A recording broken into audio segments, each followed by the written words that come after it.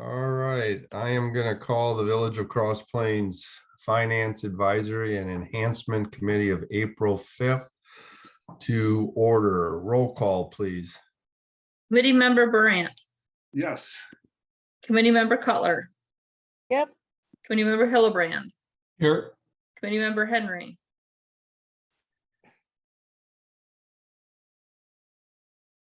and then committee member Michael Polakowski. It's connecting. Michael? Present? Here. Okay. And then President Langfeld. Here. All right, we'll go to public comment. This is an opportunity for anyone to address the Finance Advisory and Enhancement Committee. Please observe the time limit of 3 minutes while the Finance Advisory and Enhancement Committee encourages input from residents. It may not discuss or act on any issue that is not duly noticed on the agenda. Do we have anybody, the person who's calling in? Have we identified them yet? They dropped off. Oh, okay.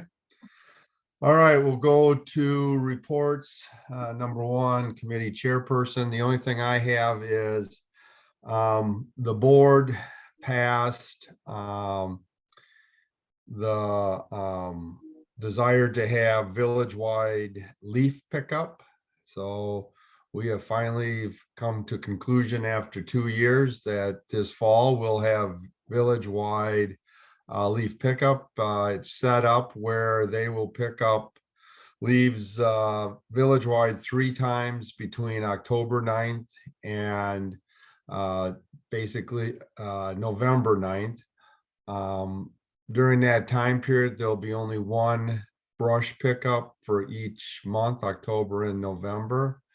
I've already written kind of the informational letter, and that hopefully Jerry's already looked it over, and I sent it to Becky today. So hopefully that'll be put on the website. And then in September, near the latter part of September, we'll hand out a flyer to every resident in the village.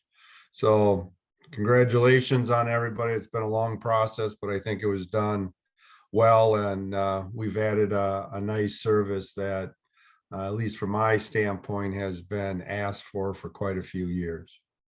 I think Becky was working on the website today, so that might already be posted. Oh, great. That's good. All right. Any other committee members have anything they'd like to speak or report on? I just wanted to make sure you guys could hear me now. We can. That was me that called in. I can hear you, but it said you had to unmute me or something. So I don't think I can unmute myself, but I'm here. Okay. Very good. Thank you. Anybody have anything? All right, we'll go to the finance director. I had Bobby? something I wanted to bring up, but I didn't write it down, and now I can't remember what it was. So if I remember as we're talking about things, I'll bring it up. But as of right now, I can't remember what I was going to say. Been there, done that. All right. Did that today. Yeah. All right, we'll do general business. Number 1, discussion and possible approval of the March 1st, 2023 Finance Advisory and Enhancement Committee minutes. Do I have a motion? So moved. All right, do I have a second? Seconded. All right, I have a motion and multiple seconds. Any discussion? All right, all in favor, say aye. Aye. All opposed, same.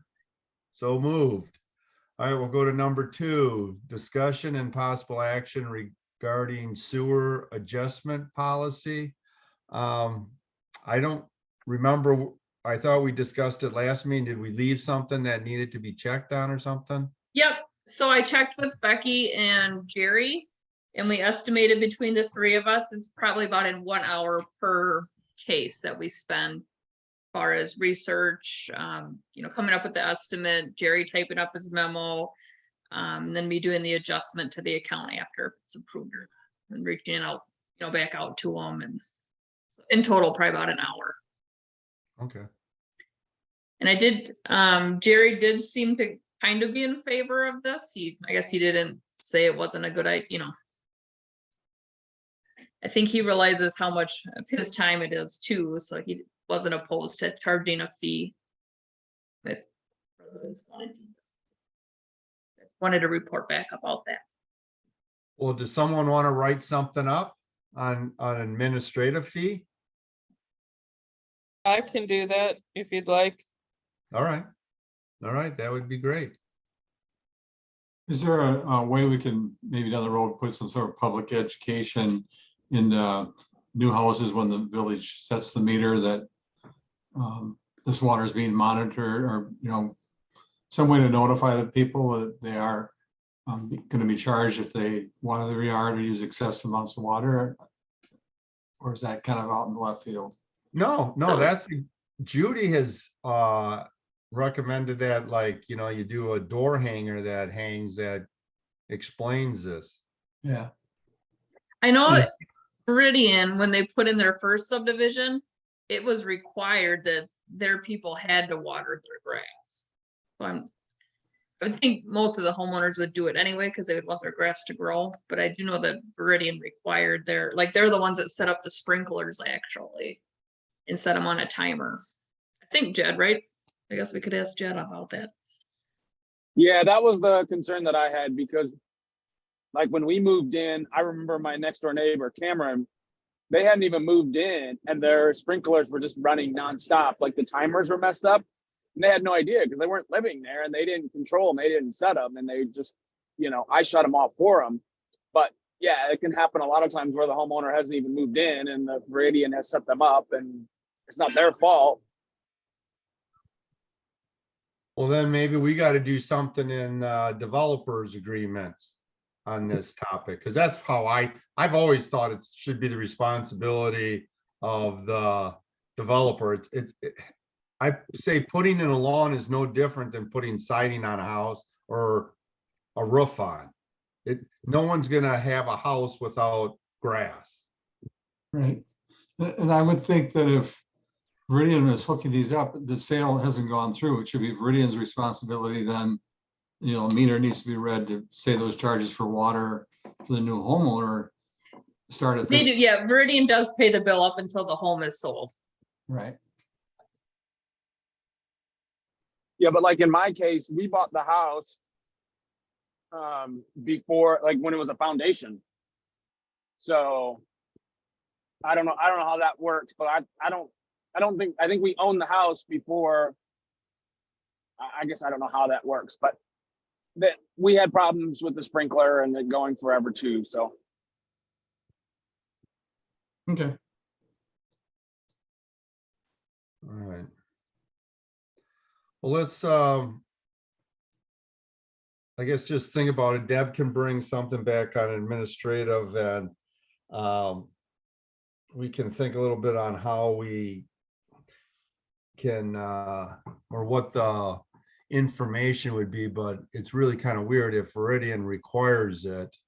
It's kind of hard to hold the homeowner unless they know ahead of time on what's going to be, and they can use that as part of their negotiation on price. I See, would I've always- assume the homeowner is aware of that. They're signing the documents that includes their agreement to do it. Yeah, but my point is, are they aware of the cost factor? I Oh, mean, I bet you when a lot of people sign that, they're not thinking it's going to be a $600 water bill. I think that's where I'm coming from. I think if they saw it was going to be $600, they might want to negotiate that with the price of the house. That, you know, no one thinks that's how much it's going to cost to water a lawn.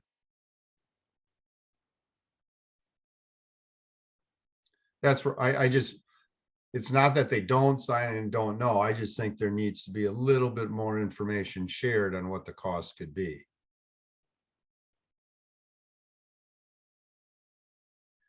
Well, let's just give this a little bit more thought. You bring that back, and I'll talk around and see I'm not Well- real sure what the process on everything is. I don't know. I think the developers agreement makes sense, just like everything else, so they know they're responsible. And then the other side is Deb need to know approximately what percentage and what the rates are for Jerry and her and Becky, so we come up with a fair administrative fee, or you just do a generic fee, you think? That's public information. I can pull that up without bothering them. Okay, cool. Yeah, I mean, I just say, I mean, don't if think you Bobby can wants charge to more be than nice enough to $50. send me what they make an hour, I can skip the research part, but I'm really quick at research and kind of creepy according to some people. I don't know that we could charge a fee that would actually cover the cost, because I would think you couldn't charge more than 50. And, Jerry's loaded rate, if you to his hourly rate plus his benefits than Yeah. mine, I'll play around with the number and see what, Right, I'll I try to can come remember to up with. send you. So Bobby, I have a question then. When you say an hour, is it an hour a piece or hour between Becky, you and her? So if you divided it, Jerry's loaded rate by a third and yours by a third and Becky's by a third to come up with the fee, or? Right, so Jerry said, thought his email actually was 1 to 2 hours. He thought we should charge 2 hours minimum, and Becky and I were like, no, we know he doesn't really spend that much time, so we Yeah. thought an hour was more fair than 2. No, but I'm reading it like Tim, it would be 1/3 of everybody's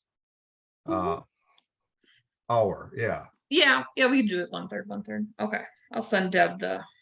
How Here. about 90 minutes just in case somebody, it will make it fair. It'll do easier math. It's a half hour to each of them. Boom, done. Well, I get to be lazy. Do a couple calculations. Yeah, I'll Yeah. play around with it, see Yeah. what looks good. it's not, I don't think it's gonna be a difficult calculation. Probably not. I'm sure I did. I'm harder guessing it's ones. gonna be between 28 and 30 bucks. Well, do you just want like our flat wage or like Yeah, with flat wage benefits? is fine. Yeah, I don't think you can kick in benefits unless you're talking overtime, because then you got to spread that over. You're going to pay it. We're paying the benefits no matter if you're doing it for this or you're doing it for something else. Okay, So I would look at just straight hourly rate, see what that is. sounds good. All right, anything else on this? All right, we'll go to number 3, discussion and possible action regarding segregation of duties comment in annual audit report. So I just put this on here in case Michael had anything he wanted to, chime in if he's done, started that or what he came up. Yep. Go ahead, Michael. I know we talked a little bit.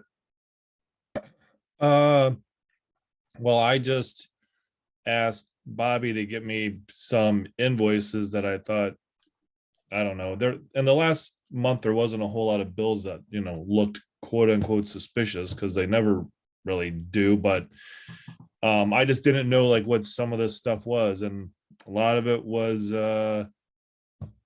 things that just sort of said equipment or parts that were just kind of generic. It seemed like there was a lot of stuff for snow plowing. One thing was the bill for fuses, $500 for a bunch of fuses that they use somewhere. I don't know what they're for exactly, but the other ones were like pipe wrenches.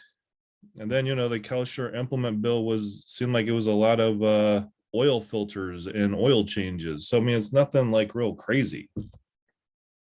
So I'll give you kind of an overview with our accounts payable system. It will save so vendor, Kelcher implement's a great example. Jerry can just put in a generic description like parts or supplies, and it'll automatically fill in the account number. So I think when he approves his Oh. invoices, he's not putting specifically what parts he buys or what supplies. It's just a generic description. That's just the generic line that's in the budget. Is that like what you're saying? Well, so no, that's Pam actually does that for her, in her description, she just puts in the account, the general account ledger name, which doesn't tell anybody what she bought at all. Okay. So when she codes invoices, she really isn't describing what she actually purchased. She just is putting the name of the account she's coding. I think I kind of let that slide because she's, kind of been doing it that way. So, but when her person takes over later this year, I'll kind of train them to put in a better description. Okay, so say that again. When Jerry puts in like supplies or parts, what is he putting in? Or is that just what he's Yeah. putting in? So the software will look at the vendor Oh, and there'll be like a list of previous invoices, how he coded them. It'll like default kind of back to what he coded an invoice for that vendor previously. gotcha. Okay, yeah. So yeah, thank he's you. just picking kind of in the past what he purchased. Right. Whenever you purchase something from Kellisher Implements, it's always just going to pop up as supplies. Yeah, like he can But- manually change it, but he normally just lets it default to whatever is pre-populated.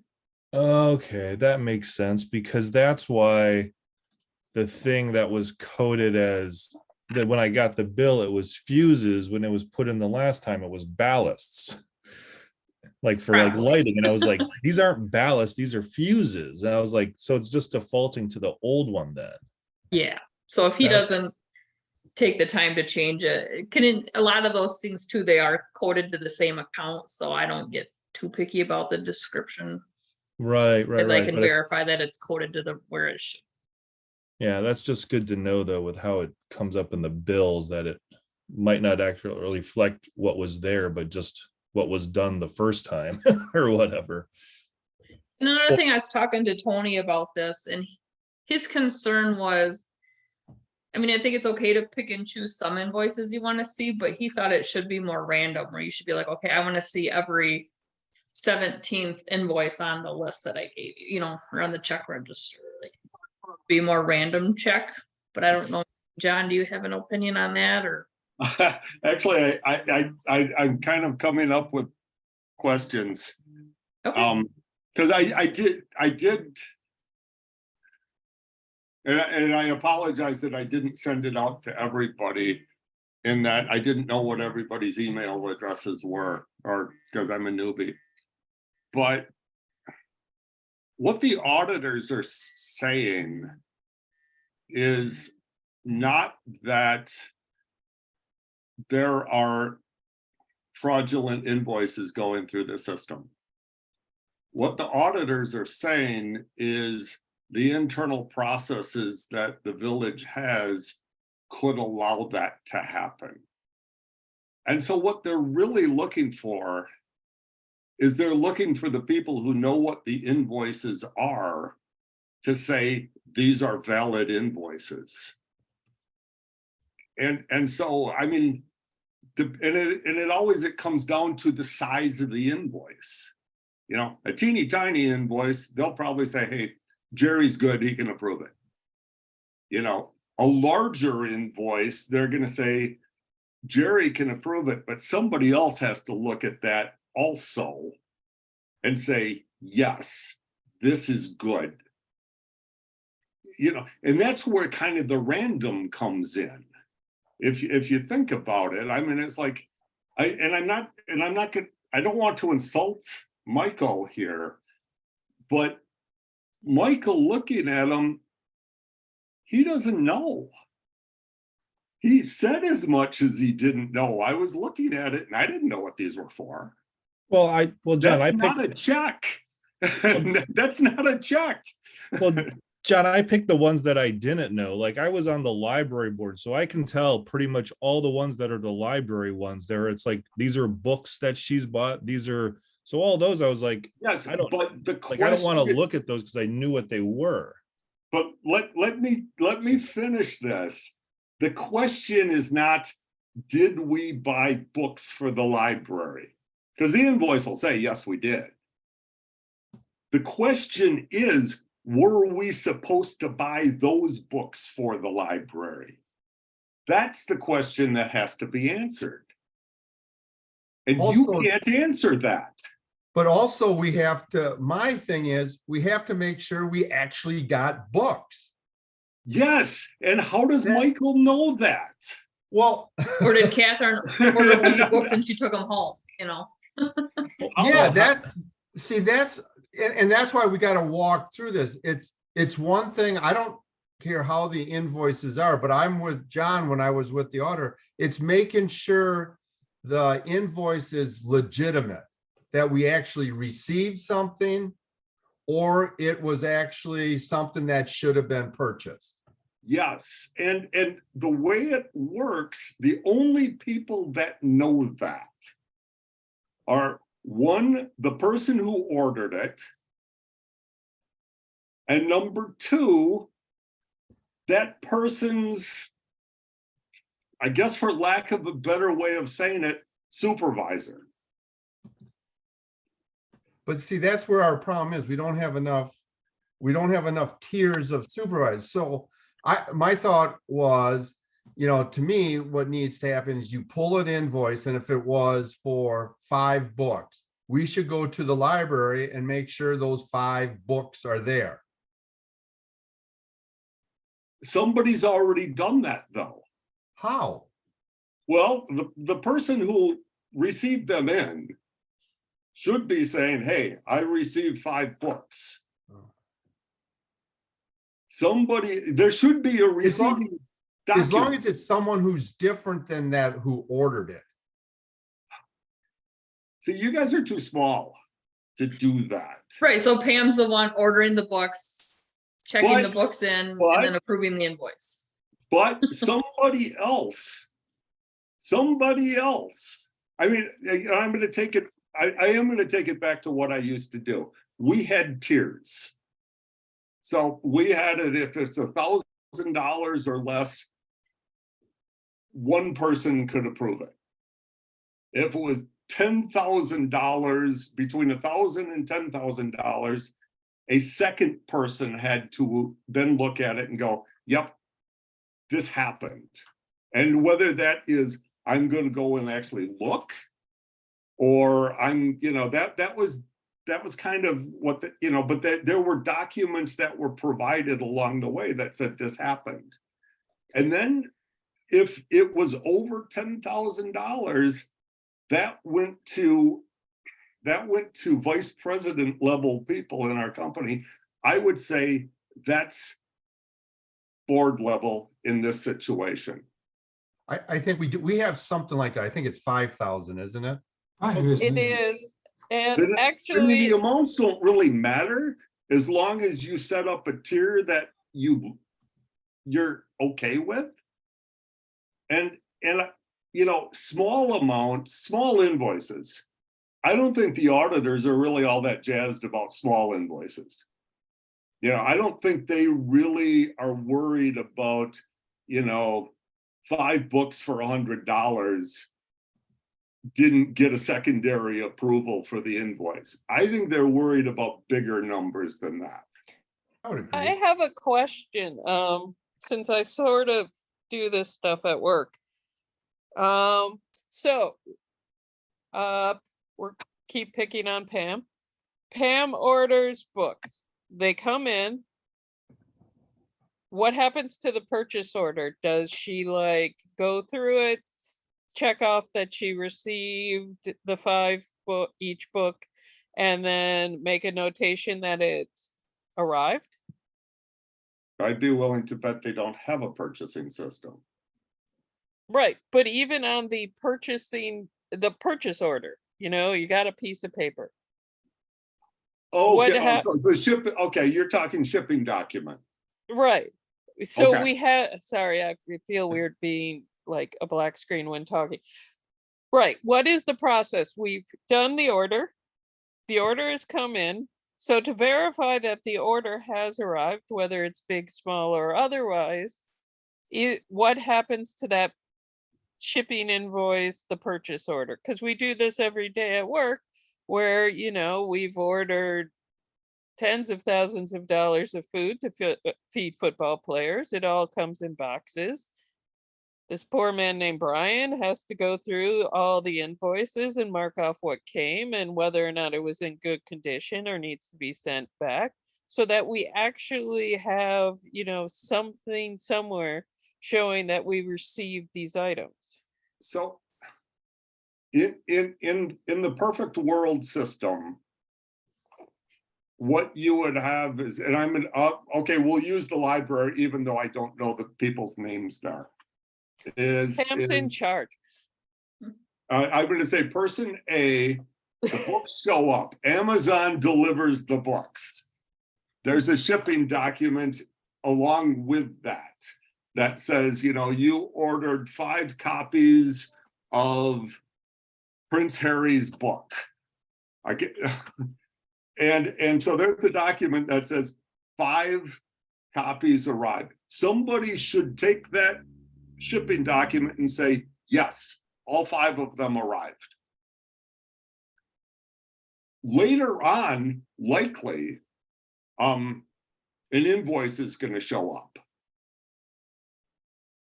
They usually don't come at the same time. That invoice shows up and somebody's going to have 2 pieces of paper in their hand and they're going to say, I've got a shipping document and it says they all came and I've got an invoice for 5 copies of Harry's book. That should be approval. As long as it's not the same 2 people that did it.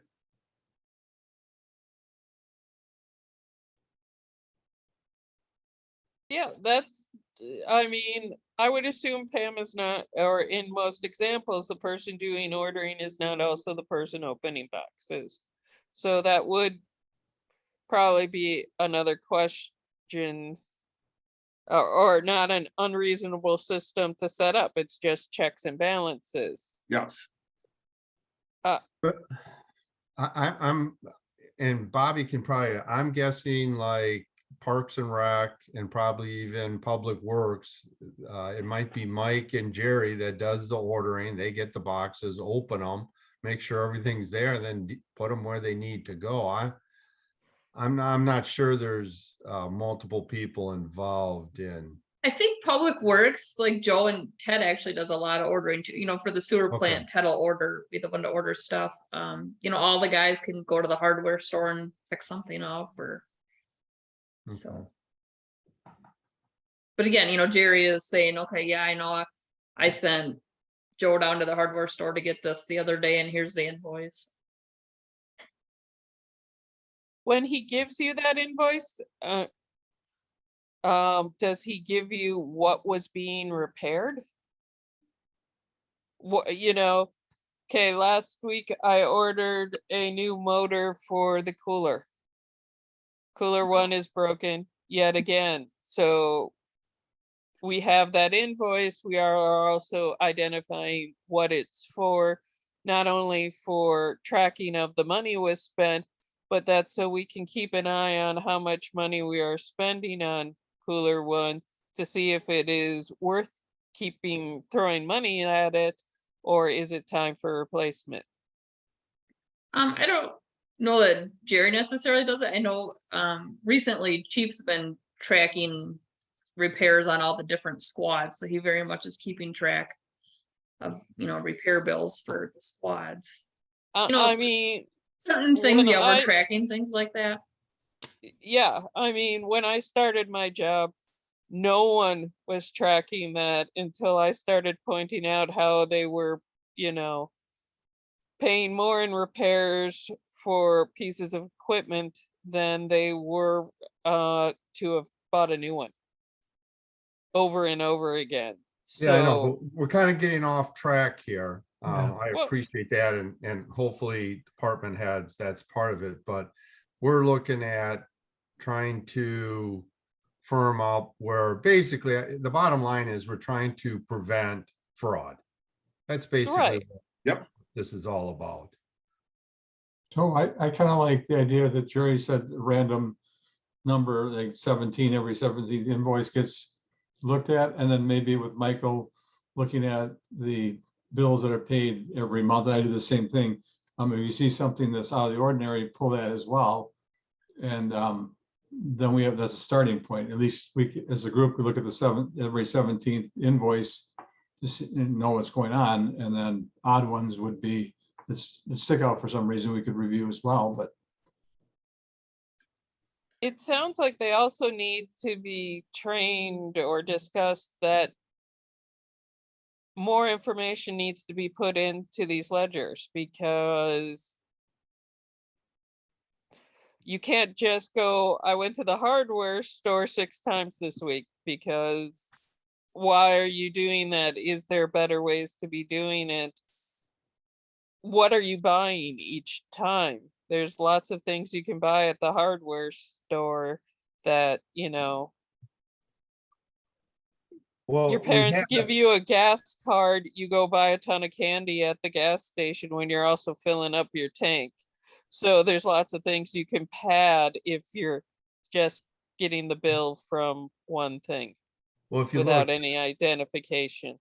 well, there's a purchasing policy that we have that was done in 2012. And one of the objectives, one is to provide a standard system of purchasing for use by all village departments. So if that's something we need to retake a look at, I know it was added for the next item on there that we were looking at contract and stuff, but that is what it says right there. Pager. Well, I'm right on the first page of it. And it's, you got the purpose and then you have objectives. Number 4, and that is to provide a standard system of purchasing for use by all village. And I think it's probably in there somewhere, and I see purchasing procedure.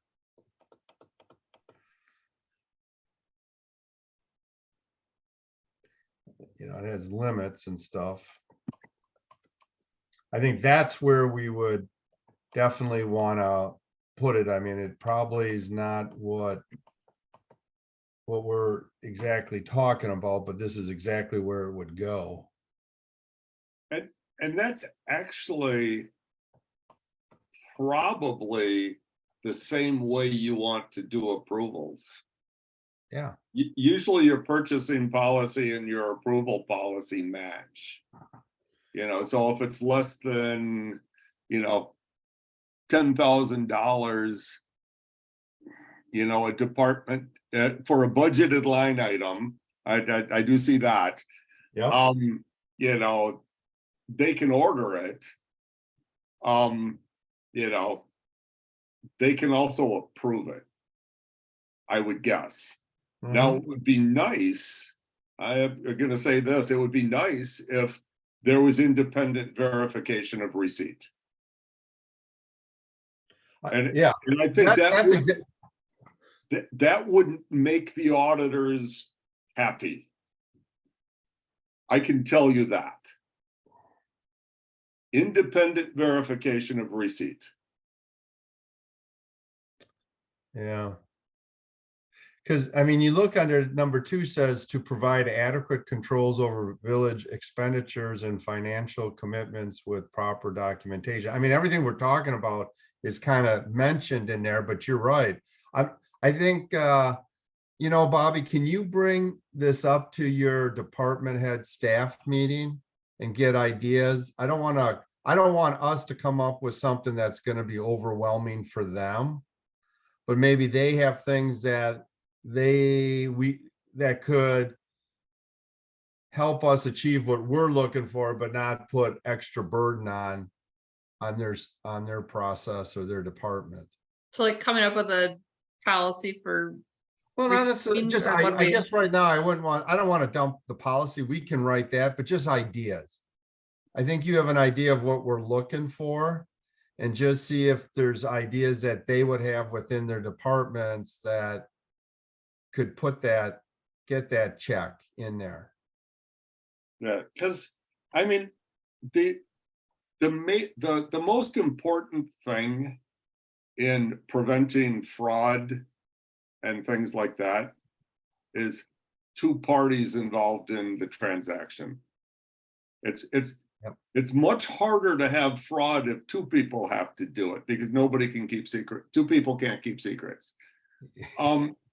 And so it really, I mean, considering the fact that your department heads are responsible for purchasing and are responsible for approving invoices, you just need to find somebody else that says, you know, yeah, you ordered a $10,000 whatever for the sewer plant. Yes, it's there, I see it.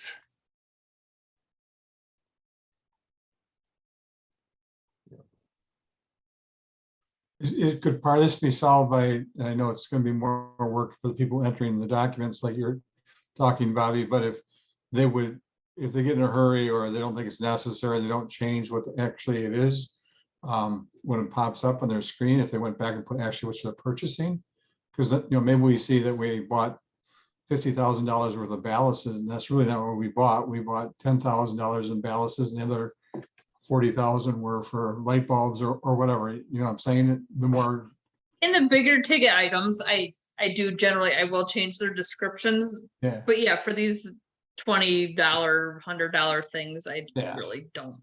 no, you can't. Yeah, Which is not the concern.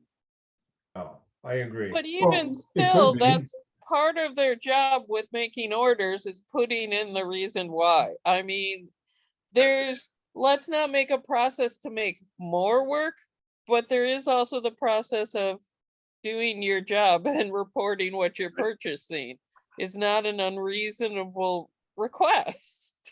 I'm gonna say in a perfect world, I agree with you. In a world of limited resources, Yeah, I was gonna say it's pulling teeth to get Jerry to approve his invoices as it is. I think if we gotta make him put in more detailed descriptions and what it's for, he's not gonna be. yeah, I get that. I deal with people who are anti-computer all day long. You know what? It's kind of like the people who say they don't want to use email. Email's been around since like 85. It's been almost 40 years now. There's not an excuse in my mind anymore. Well, see, to me, I'm not looking for it. You just gotta weigh the value. Is the time on the smaller ones worth that, or would we rather have them picking up leaves or something like that? I mean, there's always a balance. I don't think our staff is sitting around and have a lot of downtime. So Yeah, but it still shows where the money is going, and with how tight our budget is, knowing even where all the small stuff goes, with an extra couple of keystrokes, you'll all have a better picture, or we'll all have a better picture. Well, I we think can- there are two different things. We're probably off track for what the auditor's really looking for, but maybe we should, I don't know what the next step would be to. Well, I think the next step is, I think Bobby should bring it back to staff. You know, they run their departments and everyone is different, you know. The police department's totally different than Public Works, which is totally different than Parks and Rec. So let's get their ideas. I think Bobby has an idea of what we kind of are looking for. And let's just see what staff comes up with. I'd rather have the people doing the work have a much better understanding what's workable and what's not for what our objective and goals are. So I think that we'll put this back on the agenda. I think it's a good discussion and we need more time. But if Bobby can bring that back and let's just see what the feeling is. It might not be next month, because I have a feeling department heads won't find this as a priority over what we're currently working on, so I definitely will keep it, All right. you know. Well, at least if you could just, even though you don't spend a whole lot of time, to at least let them know what it is so they have time to think about it. Yeah, I might just send out an email or something to start with, and Okay, okay. sounds good. Anything else on this? All right, let's go to the next item.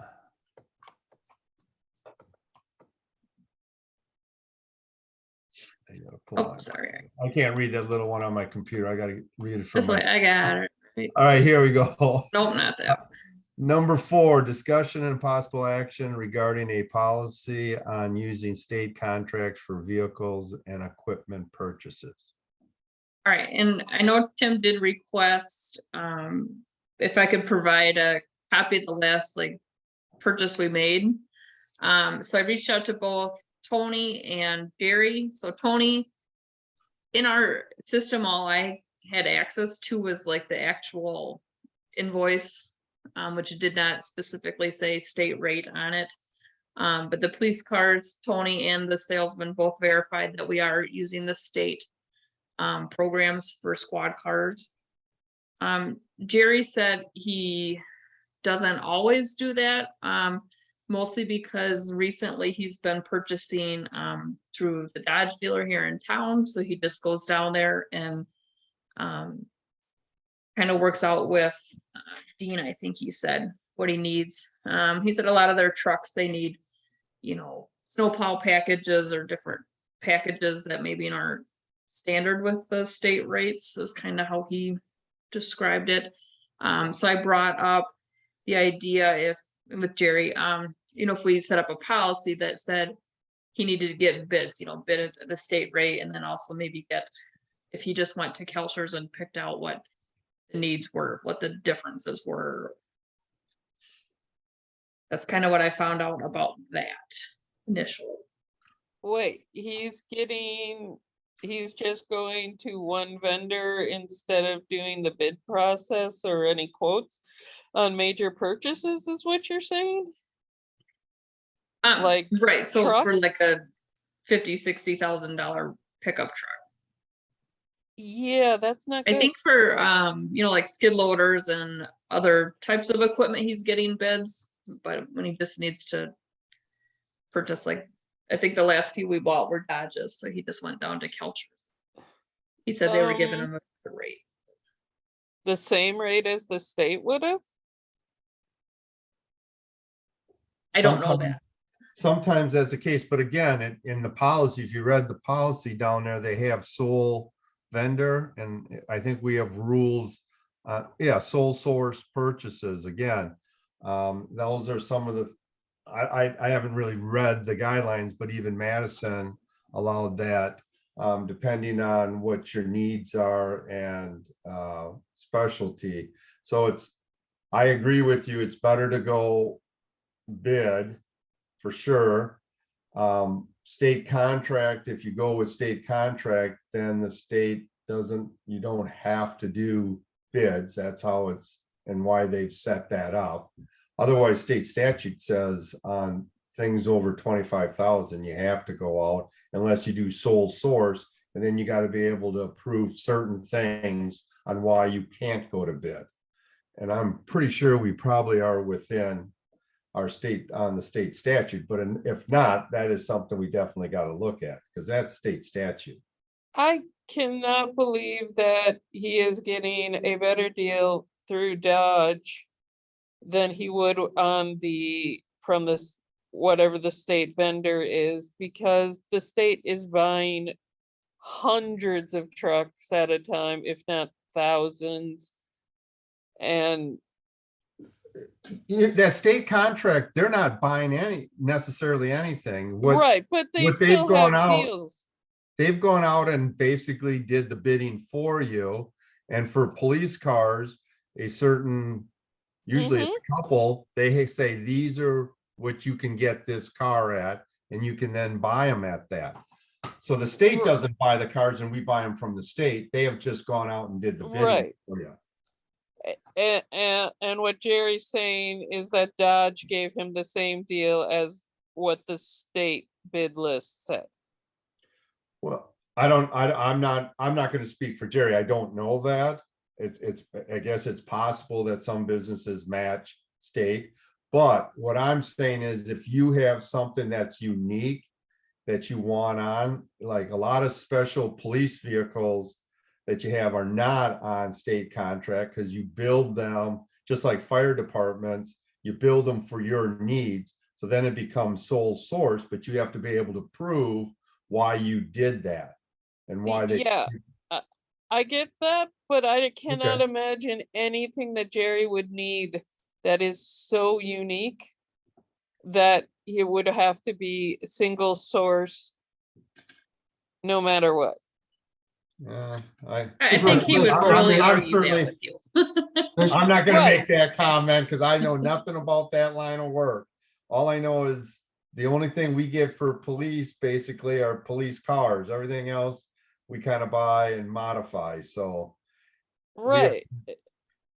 Trust me, I strangely know a lot about fleet vehicles. Um,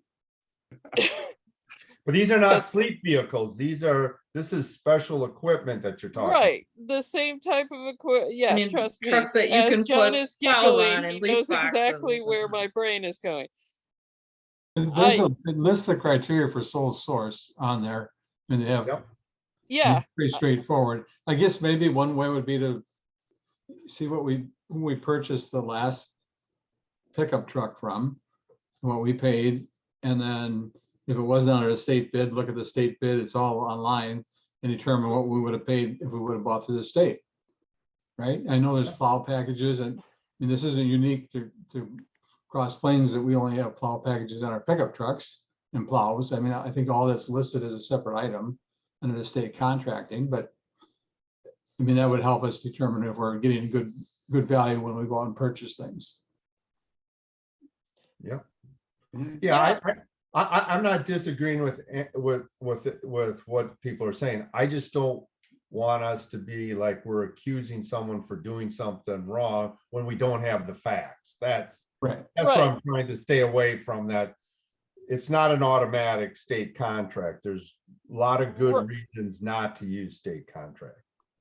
what I'm asking is what was the reasoning not to Right. do that? Yep. The one Jerry gave me was that not all dealers or like can sell with the state rate or do sell with the state rate or something. So he said we might have to buy a vehicle from a dealership like in Sauk or Madison or something, and then, you know, to get it serviced, you'd have to take it there versus the local guy.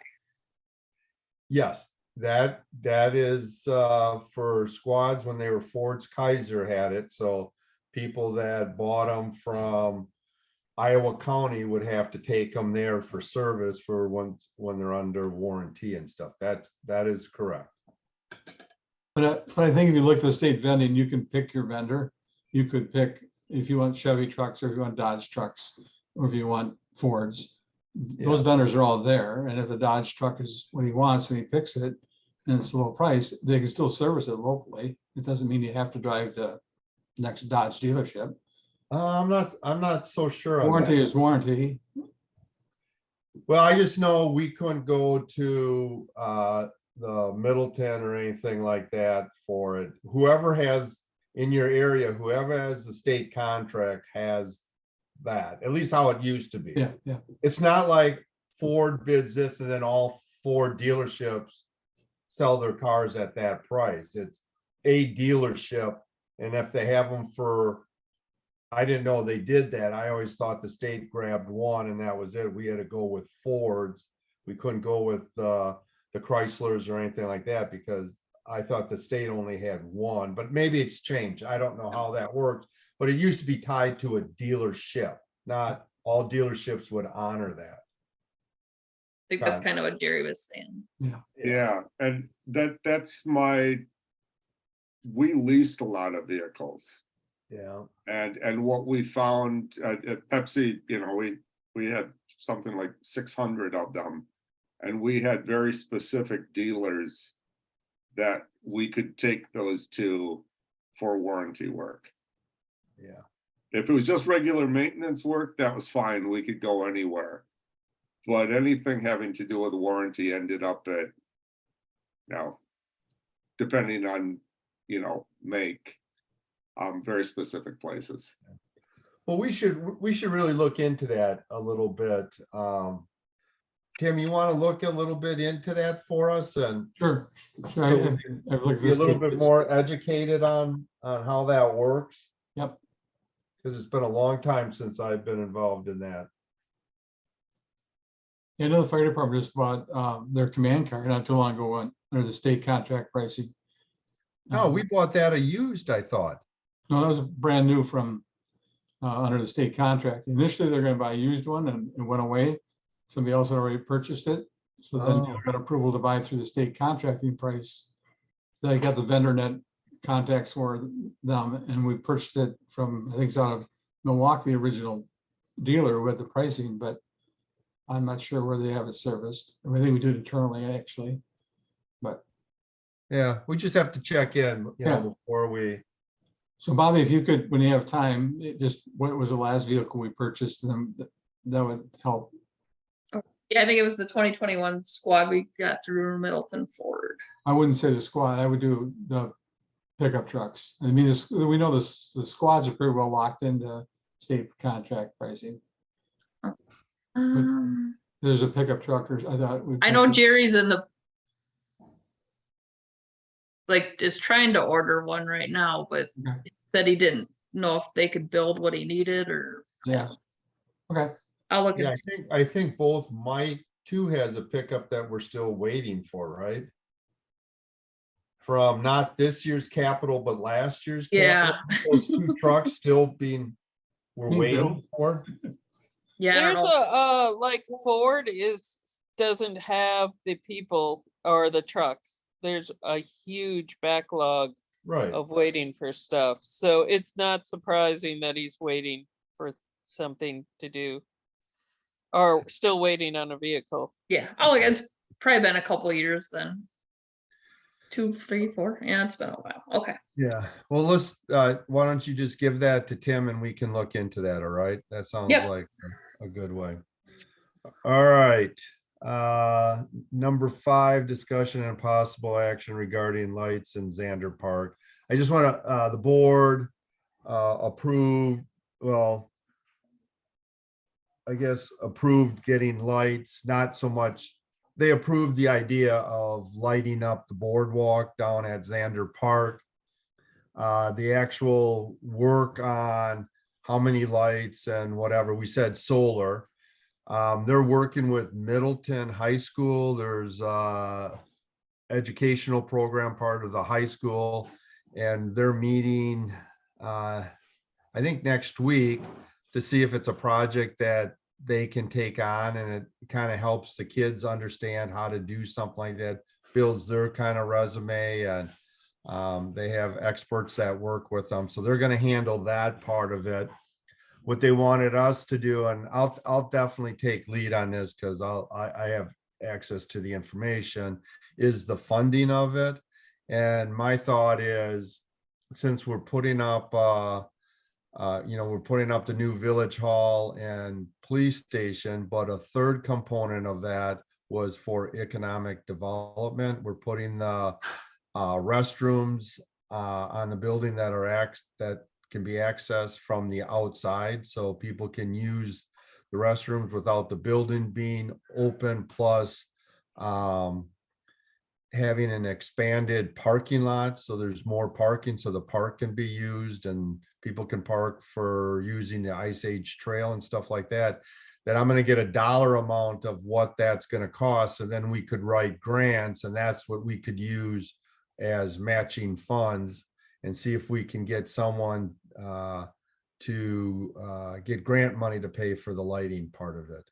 I think I can put that all together, that you need to get people safely from the parking area to the park area, from the trail to the parking, and the infrastructure of putting in restrooms, public restrooms. I think we can build that in, and we should be able to put a pretty good application together for grants, either under economic development, tourism, trail usage, or park. So I will work on that and bring that back. I'll get the numbers. So I just wanted to fill you in on that. Is the sustainability or part, I mean, is this gonna be like totally bright, as in going No. to dim like stargazing? Are we gonna look into like hopefully something like solar and pointed down, because I miss the Clearly- days of being able to sit in my driveway and look at the stars. No, we're not gonna, we're gonna use solar because we don't have electricity there. Parks close at 10 o'clock, so as far as I'm concerned, the lights should be turning off at about 10:30. So, you know, we can put them on timers. We'll let the students do it, but the lighting will be just enough so people can see the walkway. If you go down Okay. there right now, there's two lights that are extremely bright because of the railroad tracks. So those are solar lights. If you go down there at night, you'll see what brightness looks like. So part of it's already lit. We would be just looking at, and there's a couple styles out there. We'll just let the students see what they come up with, but there'll be lots of discussion.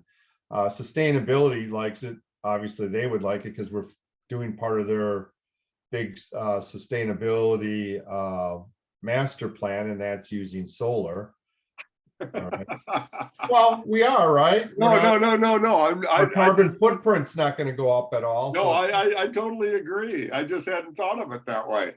Yeah. So I mean, I have it in my head all ways that we should be able to get a grant for this pretty easily with the matching. Cause I figure the parking lot and the bathrooms are gonna be pretty close to $750,000 to $1 million.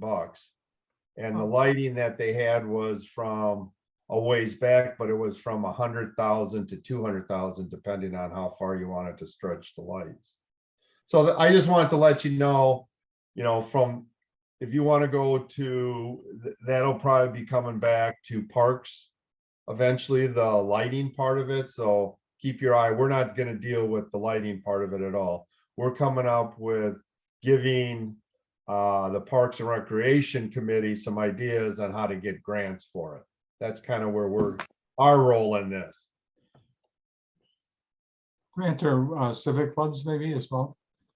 No, We can do it, but I'd rather try to get state and federal money. We pay enough taxes, let's get it. And, most of these you can get if you have a match. So if you think about it, if we're putting in close, let's just say $750,000 for them to match it with 200,000, that's Yeah. all, that's, that helps. Yep. 20%. And we're paying 80%. That's a pretty good match. I think we'd get a lot of people to grab that. Because I'd package it all together. So it looks like we're building the bathrooms in the Sure. parking lot, which we are for Xander Park and the trail. So we just need lights to get people there safely back and forth. That's how I'm looking at it. Yep. All right, number 6, discussion and possible action regarding postage machine lease versus purchase. Bobby, why don't you take us through this? Yeah, so, prior to finance committee, this is something that staff would have just made the decision and, probably not even brought it to the board, but I thought it just came up the last couple weeks and I'm like, well, we'll bring it to the finance, see if you guys had an opinion or, but we currently own our postage machine here at Village Hall.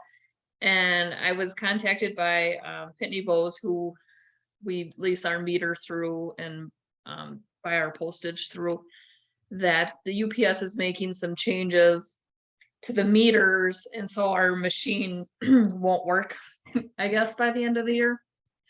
And so our options are to purchase another one or lease. So I kind of broke down here. I did attach the two different agreements he sent, but I kind of broke it out here in the fiscal impact section of the memo here. Kind of lease versus purchase, I think. The salesman did say that, according to him, 99% of municipalities and businesses lease these instead of buying them, but I don't know if anyone. I did this in my job for 25 years with Pepsi. And we always came up with lease for exactly the reason you're having to get a new one right now. Right, I'm just trying to help me understand the purchase one. So the purchase price is $3,222. And then you say 135 quarterly. What's that for? The software or something? Where do I? I'm right on your fiscal. Yep, I'm impact. trying to. So that's the meter lease. No, go down, go down. Yep, I'm just, yeah, so this quarterly is the new rate we'll pay for the meter lease. So currently we pay 156, that'll decrease to 135. And currently we would pay 325 for equipment service agreement. And that'll Okay. go down to 330. I guess I'm confused. If we own it, why are we paying a quarterly lease? So apparently not. there's a machine and a meter. There's a meter within the machine. And you So can't. we buy the own that? machine, but lease the meter. You Oh. can never buy the meter. The meter Okay. is sort of strangely owned by the post office and they allow people like Pitney Bowes to deal with it. Okay. Also, as a person who's used these things constantly, lease it because when it breaks or when this happens again, because the post office is changing things constantly, then they will give you a different machine. Yes. So I have a quick question, then the lease is $140 a month. What about maintenance? I mean, do they maintain it It- completely? Part of it. It's always Yep, part of it's the all lease. part of it. Okay, good. And some of these machines, as a person who's worked in more offices than you can imagine, some Break of them monthly. are politely described as finicky. Very, very touchy, and they need a lot of maintenance. Yep. I 5 years on a Pitney Bowes machine sounds like a miracle to keep the same machine those entire 5 years. yeah. Okay, yeah, because we haven't had many issues at all. Like it works great still, and I was disappointed that we have to replace it. Then you should buy a lottery ticket. Buy All right, I'll two. go with the people who are the experts on it. It seems like the difference, if I look at it, is leasing is $800 $800 more than. Over Her 5 years. sanity is worth $800. Right, so it's like $120 a year more to lease it than to buy.